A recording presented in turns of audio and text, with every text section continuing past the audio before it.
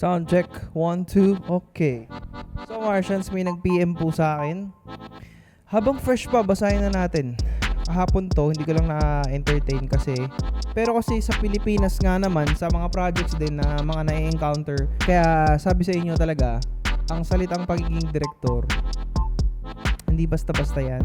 Kasi yun yung posisyon na walang gagawin sa araw mismo ng shoot, kundi mag-suggest ng mga imposible. Kaya hindi ako masyado naniniwala kapag tinatawag akong direct. Kasi parang I'm there to follow what the client wants. What the client wants, once again, the client gets. Ang gaganda ng brands na shoot niya. Ang gaganda ng ano. Pero in all honesty, hindi ka proud. Isa ako sa may example na yun. Or will always end up like a Lego block. Papatungan niya ng napakaraming ideya para makabuo ng isang structure. Gustong pumera, may personal idea, may baduy na idea. Diyan papasok yung attitude na dapat open tayo sa lahat. Okay. Ito na. Buhay na po. Late lang nag-upload pero tuloy ang vlog. So, buhay tayo. Aga ako nagising, inuna ko muna work. And then, ito na. You have my full attention. Sa kasalukuyan, kamusta kayo Martians? Welcome back to the 365. So Martians, sorry. Kasi yung previous video natin, yung upload natin kahapon, hindi sa late nang nakapag-upload eh. Personally, nalimutan kong mag-shoutout sa inyo. So gusto ko kayong bigyan ng shoutout, yun ang una sa lahat. Dahil hindi mawawala ang pag-acknowledge ko sa lahat ng Martians at pag-send ko ng affirmation sa mga minamahal kong Martians. So, basahin natin yung mga comments ng Martians natin from our, I think, 2 previous uploads. Oo. So, from our upload na nag-babysit tayo kay Julian, shout out kay Rendon TV23. As a newbie, isa sa mga weakness ko yan, food photography. Dito ako sa composition. Actually, hindi. Ang secret lang sa food photography is kapag may deliver ka sa isang client, you don't need a lot of photos. You only need 4 angles. At yung 4 angles na yon ay, saka ko nasasabihin, basta 4 angles or 5, at least 5 angles. Depende kung ilang dish yan. Halimbawa, may natin you have 8 dishes, 5 angles, yun. Ganun lang kasimple. Rendon. Kaya mo rin yun. Kaya mo yung gawin. Another shoutout kay Rodel Mitra 8435. Tamang nood habang nag-i-edit sa mga backlog photos. Kudos Sir Marco. More videos to come. Nice. Shoutout syempre kay Maru Ashley. Congrats Sir Julian sa shoot. Solid ng montage. Yeah, simple nga lang yun. Sinimplihan ko lang yung BTS kay Julian kasi ako masyadong gawing complicated. Pero, yung previous upload natin, before siguro no episode 76 natin, may nadagdagan mga shoutouts kasi ang dami ring nanood eh. Wait lang. Sino ba pwede nating i-shoutout dito? Hindi, na-shoutout naman natin lahat pala. So, goods na yun. Yung upload natin kahapon, so far, si Hope. Shoutout kay Hope. Isa ako sa mga nangangarap magka-shoot. Ay, nako. Anyways, alam nyo na guys, kung napaan nyo tong vlog na to, I'm sending you guys nothing but blessing and abundance. And of course, ito na yung sign na matutupad na yung shoot na pinapangarap nyo, camera na gusto nyong bilhin, lahat, ito na yun. Pero dahil ngayon, gutom na ako, dahil kanina pa ako nag-i-edit, kakain muna ako, balikan ko kayo. Thank you.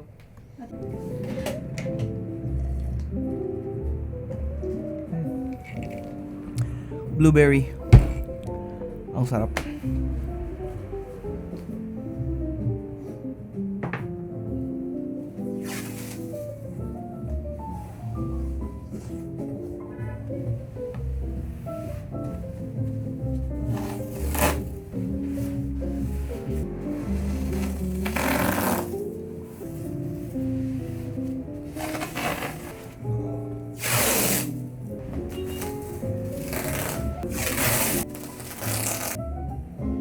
Wala kasi ang tali, kaya tape ang ginagamit ko.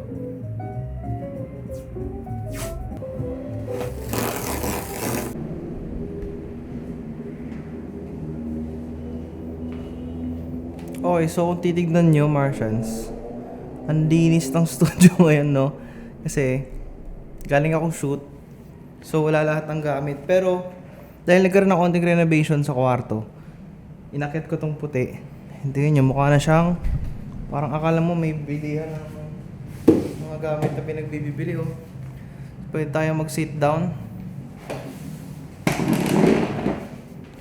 Pwede tayong sumample video dito, ganun.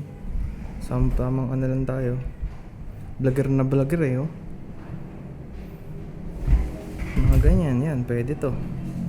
Talking head tayo dito. So, yun. Diba? Actually, may content ako today. Pero gusto ko lang di kayo kamustahin. Kamusta kayo, diba? Ito, pagod pa rin ako. Kasi medyo durog talaga this week. Masyadong rough tong linggo na to. Oo nga eh. Pwede, oo, mas safe. Oo, ang ganda nga tignan eh, no? Parang may mall. Sir, magkano po yung isang unit nyo ng ano? Parang ganun eh. Yeah. It looks good. Ito, onting... Ano kaya yun? Sound check. 1, 2, okay. So, Martians, may nag-PM po sa akin. Habang fresh pa, basahin na natin. Kahapon to, hindi ko lang na-entertain kasi busy ako sa shoot. Yun lang masasabi ko talaga. Tsaka busy ako sa mga edits. So, after nito, tapusin muna natin tong vlog for today's video. But, ayun, basahin natin itong importante. Meron na naman tayong bagong Martian Confession. Pero honestly, daily vlog natin, hindi lang basta-basta sa mga ganito umiikot. Siyempre, kung ano yung ganap ko today, yun. But, ito tingnan natin. Hindi ko i-reveal kung sino siya. As always, di ko i-reveal kung sino to. Pero, okay. Let's start reading. Yo, ikukwento ko ang pinaka-worst na experience ko sa prod. Maaari nyo ito i-share sa inyong YouTube channel. Ikukwento ko to sa inyong lahat para malaman ko rin kung ano yung mali ko. Last year, nagkaroon ako ng tawag mula sa friend ko. Nagsushoot para sa mga music video sa mga kilalang artist, especially in rap genre. Tumawag siya at gusto ng friend ko na ako ang mag-direct sa client niya. Ang gagawin namin ay isang music video, kilala at may pangalan rin yung artist, kaya masasabing may budget ang prod. Doon pa lang mali ka na. Ang gusto raw mangyari ng kaibigan ko ay focus siya sa kanyang editing journey at ako ang kilala niya pagdating sa mga narrative story na directing. Sa madaling salita, nag-yes ako. Ako magdi-direct at siya mag-i-edit. 2 weeks bago ang magiging shoot namin sa Batangas ay nag-sked ako ng pre-production stage. Nag-set kami ng araw para sa pre-prod. Lahat ay pumunta, mga producer at pati na rin ang mismong artist. Nang nasa pre-prod na ay hinanda ko na ang script na aking ginawa para sa client na may PowerPoint presentation pa. Para masigurado ko na bawat scene ay gusto ko matalakay at wala akong mawaglit. Lalim naman nun, mawaglit. Pwede mo sabihin wala akong makalimutan. Natapos ang presentation ko at nagustuhan ito ng mga producers pati na rin ang artist.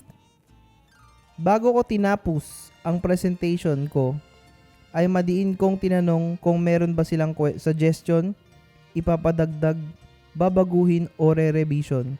Pinaliwanag ko kung may concern sila, ay dapat sa araw na yun mismo, pre-prod ma-open. Para sa mga araw na nandun kami sa Batangas, ay chill prod na lang. At ang gagawin na lang ay susundin ang blueprint na ginawa namin. May katanungan, any suggestion? Mali pa spelling ng suggestion mo. Wala na silang sinagot. Ang tanging response nila ay nagustuhan nila ang script at kwento na aking ginawa. Inulit ko bago umalis sa harapan. Uulitin ko, wala na kayong concern po. Okay na ang lahat. Ang core, parang ang scripted naman na pagkakasabi mo, uulitin ko. Nod na oo lang. Ang clear na sagot na natanggap ko. Then heto na, ng araw ng shoot, doon na lumalabas ang mga suggestion nila. Mga minor na suggestion, nung una ay maliit lang ito na hindi makakaapekto sa buong storya. Hinayaan ko sila sa mga suggestion na yun dahil mindset ko ay sila nag-produce nito. Sila producers at si artist. Marami na rin sinasuggest during shoot. Hanggang sa nadadagdagan na yung scene, nababawasan na yung eksena and ang worst part ay nababago na yung story. Nalungkot ako sa mga naging attitude nila. Sana nung pre-prod pa lang ay inopen ang mga yun sa day of shoot. Doon na lang nagsilabas ang mga gusto nilang sabihin. To make story short, ang half ng production ng MV na yun ay naging freestyle na on the spot story. Hindi na nila sinusunod ang script, meaning hindi na rin nila ako sinusunod. Ang nangyari na lang din ay sinunod ko na lang sila para matapos yung MV. End product, natapos ang shoot, na-release naman yung MV, pero malayo na ito sa script kung kailan kami nag-pre-prod nung una pa lang. Okay. Sa nangyari sa'yo, actually sobrang basic nung nangyari sa'yo. This is why ang para sa akin ang pre-production stage is nothing but a mere guide. Ikaw naman, sa nagsabi sa akin ito na Martian, you should always expect na sa araw ng shoot sobrang dami magbabago. 100% ng script hindi masusunod. Kasi ganun talaga. Yun talaga yun. What the client wants, the client gets. What the client actually thinks on the spot, syempre ang artist, sila masusunod. Tayo lang talaga yung taga-execute. Hindi natin trabaho na bumuo ng isang buong storya. Alam mo yun, unless talagang yung buong prod sa'yo nakasalalay. Hindi po gano'n. Kaya sabi sa inyo talaga, ang salitang pagiging direktor, hindi basta-basta yan. Kasi yan yung posisyon na that it actually calls to be a leader and hindi masusunod yung artist dyan. Yun yung totoong prod. Pero kasi sa Pilipinas nga naman, sa mga projects din na mga na-encounter mo, or ako rin na-encounter ko rin, nangyari na to maraming beses na. Kahit sa akin, normal to para sa akin. Yung attitude mo dito na sinasabi mo, hindi ka dapat solely nag-rely sa ginawa mong pre-prod. Oo, it's sad na gumawa ka pa ng ganun. It's okay as well. It's 100% good. It's better. It's the best thing you've done na nag-pre-prod kayo. Mini-layout kang PowerPoint, though nung araw na ng shoot, dapat sinet mo yung sarili mo at in-expect mo na almost 50%, 80% of the time hindi talaga masusunod yan dahil may mga taong walang gagawin sa araw mismo ng shoot kundi mag-suggest ng mga imposible. Pero kasi, maraming beses ko na na-encounter to, ang counter-attack dyan, i-explain mo sa kanila na maayos kung doable pa ba o hindi. Pag pinilit nila, ibig sabihin, it's either you fail to explain to them yung actual idea, or kung pilitin talaga nila yung gusto nila, okay, let's do it. Pero, gawin natin pareho. Yung idea ko, yung idea mo. Let's gumawa tayo ng 2 takes para ma-compare natin. Pero kung hindi na kaya ng time, crunch time na, tapos, kailangan pa mismo ng, yun nga, idea talaga nila, wala ka na magagawa. Just embrace it. Doon na papasok yung mentality na, binayaran nyo ako para mag-execute. Hindi nyo ako binayaran para pakinggan nyo yung kwento ko. Simple as that. I think, this really happens 100% of the time, especially sa mga director. Kaya hindi ako masyado naniniwala kapag tinatawag akong direct kasi parang alam ko I'm just there to execute what needs to be done. I'm there to follow what the client wants. What the client wants, once again, the client gets.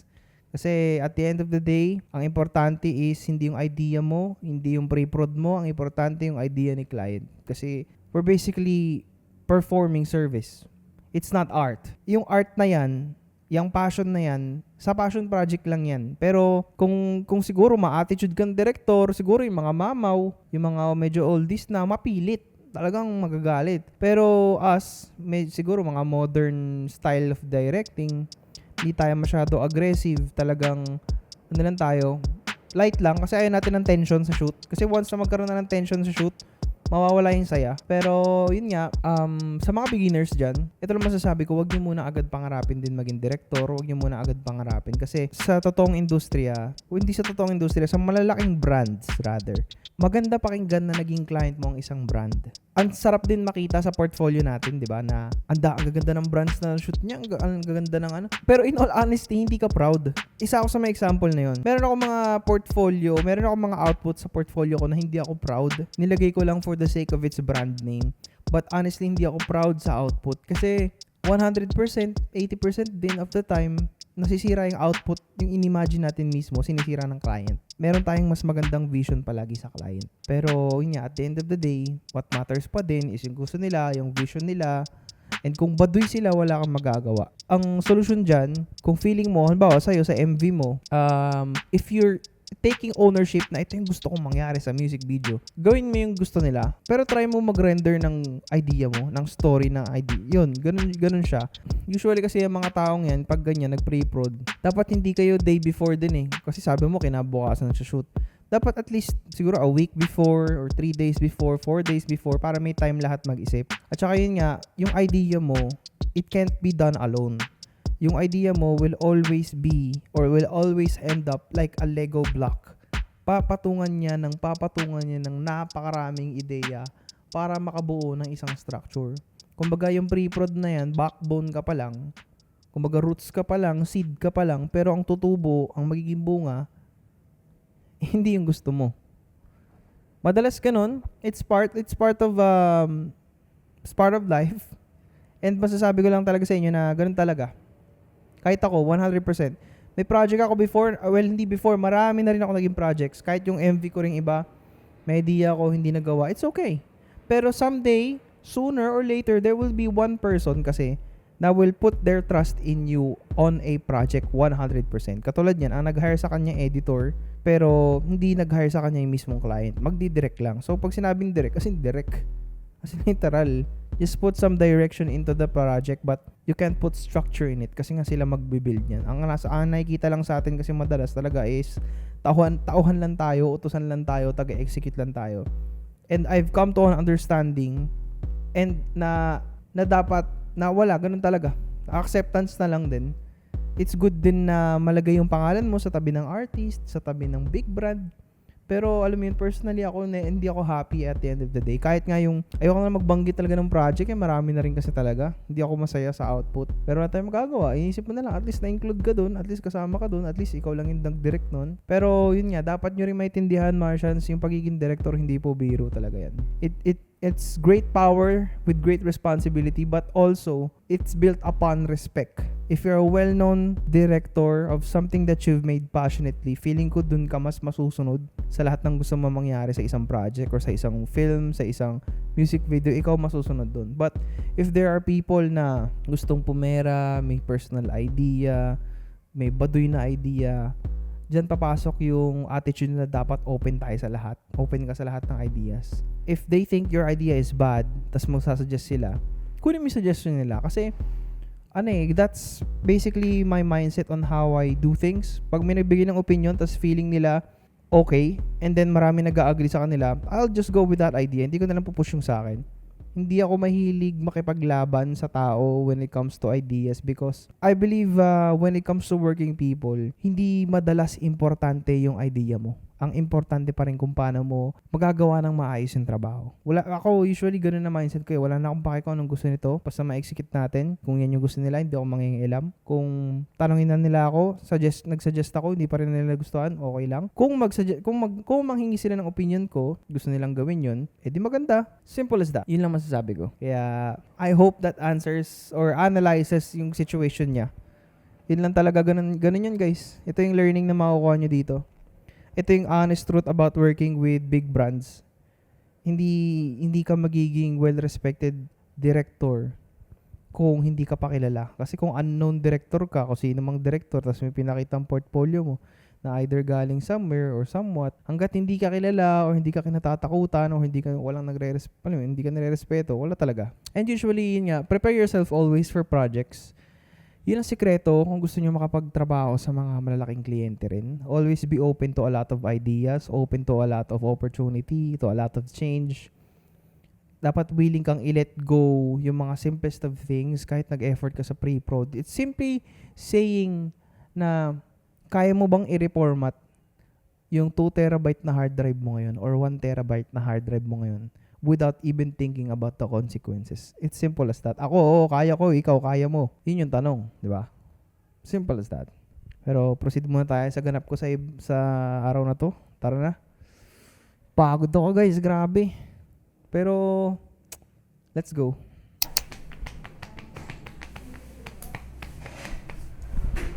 Samahan natin si Ina.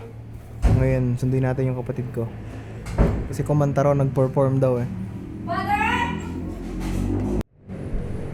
So yun, makakalabas na naman tayo. Alam niyo guys, di ko pala na-share sa inyo kahapon. Sabi ng client ko, kilala daw ako ng videographer nila. Kung sino man yun, shoutout sa inyo. Hey, public hug.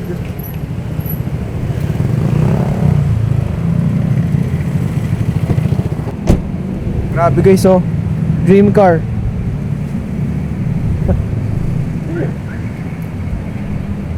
Grabe guys, MG, dream car. De, ito, bibili mo tayong kape tsaka sunduin ko yung kapatid ko. Look at this guy, soft and shit. Absolutely. Thank you. Idiots. Si ate, mainit na yung ulo. Sing, Si ate. yun nang ano ng kape. So guys, ngayon lang ako naka-encounter ng angry Starbucks employee.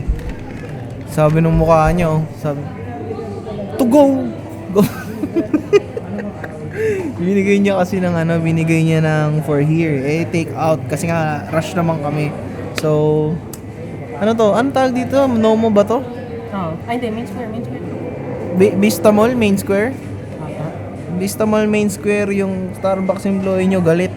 Okay lang yun, naintindihan ko hapon na kasi kaya ito yung mga gabi na, ito yung mga pinaka-critical na oras na kumain sa isang fast food or restaurant kasi lahat ng tao namumula na yung mata, galit na mainit na ulo. Oo nga, seryoso. Pansin ko lahat. Kaya be kind, be polite.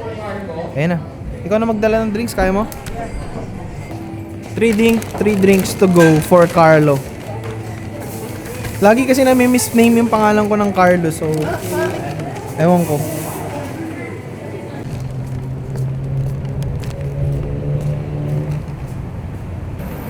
Dalawa tayo na upo sa likod, no? Ma'am, grab po. Yung cold brew ko ay... Ito. Ano ba yan? Bakit? Cold brew ba yan? Cold brew nakalagay sa gantong bilog. Ano mo? Crazy. Okay. Ano ba? Sana, syempre. Pero wait lang. Pagod na si ate. Sabi sa inyo to go eh.